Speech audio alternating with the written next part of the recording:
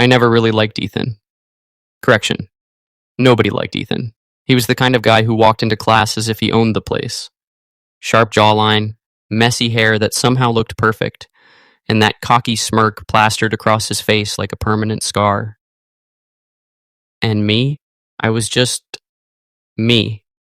Quiet, focused on my notes, trying not to attract attention. But Ethan had a habit of dragging me into his spotlight. "Hey, nerd," he'd say, leaning on my desk. "Do you sleep with your textbooks at night too? Or do they just magically glue themselves to your brain?" I think. The whole class would laugh, and I would just press my lips together, refusing to give him the satisfaction of seeing me react. He thrived on that. My silence, my discomfort. The shift. Everything changed when I got a girlfriend. Her name was Lily. Sweet, smart, kind.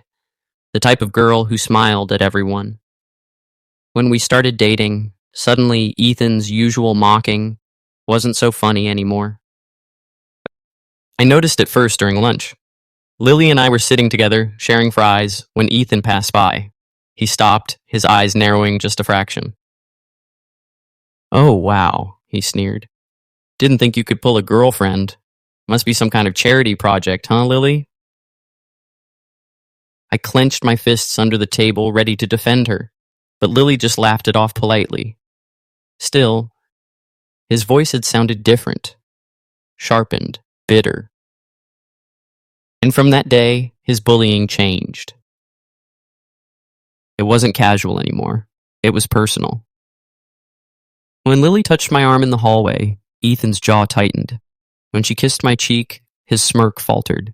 He started picking fights for no reason, pushing my books off the desk, accidentally bumping into me. It was like he hated me more than ever. But there was something strange in his eyes every time he looked at me, something raw, something I couldn't name. The party. The truth cracked open at a classmate's birthday party. I had gone with Lily, but halfway through the night she got busy with her friends. I stepped outside for some air, only to find Ethan leaning against the wall, a bottle in his hand. "Oh, look," he said, smirking. "Perfect boyfriend needs a break?" I rolled my eyes. "Do you ever shut up, Ethan?" He chuckled, low and bitter. "Not when it comes to you." Something about the way he said it made my chest tighten. His eyes were darker tonight, less mocking, more intense. "Why do you hate me so much?" I snapped. "What did I ever do to you?" "Oh." Ethan's smirk faltered. He looked at me for a long moment, then laughed. A humorless laugh. "You really don't get it, do you?"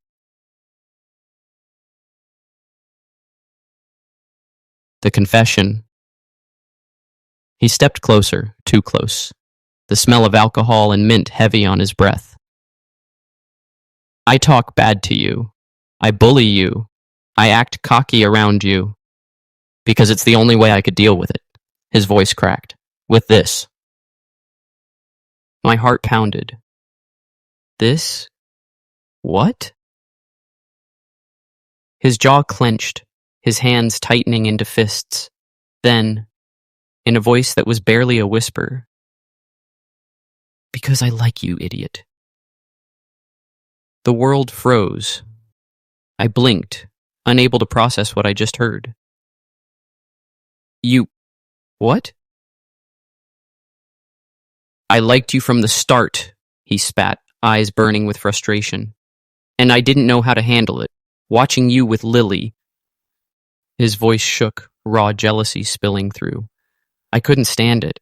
I hated seeing you smile at someone else. So yeah, I acted like a jerk. Because hating you out loud was easier than admitting I wanted you." The silence stretched, heavy and suffocating.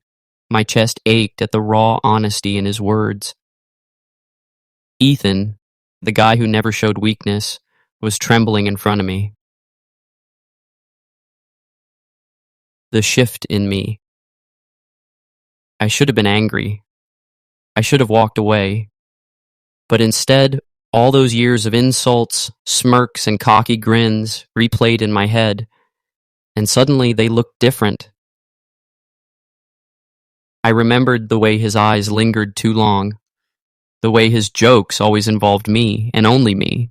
Oh, the way he'd shove other guys away if they got too close. Had it all been him trying to hide this? I started, my voice shaking. I don't know what to say. His lips twisted bitterly. Don't say anything.